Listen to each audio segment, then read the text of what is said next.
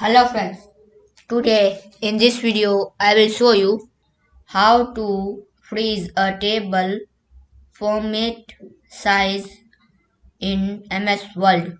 Firstly, click on Insert. Now draw a table.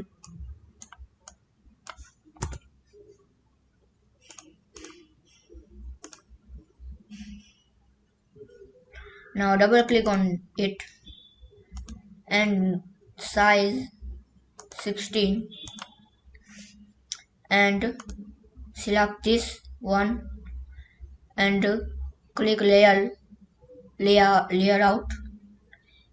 You don't click this layer out, you click this layer out.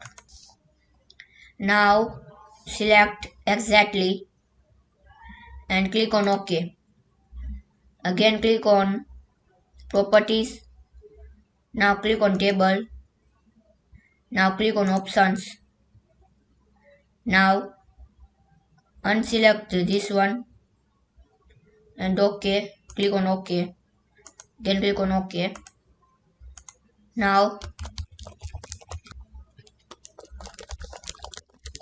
you see this is freeze. Thanks for watching this video. If you like this video, please like, share, subscribe my channel. Please comment this video work for you or not.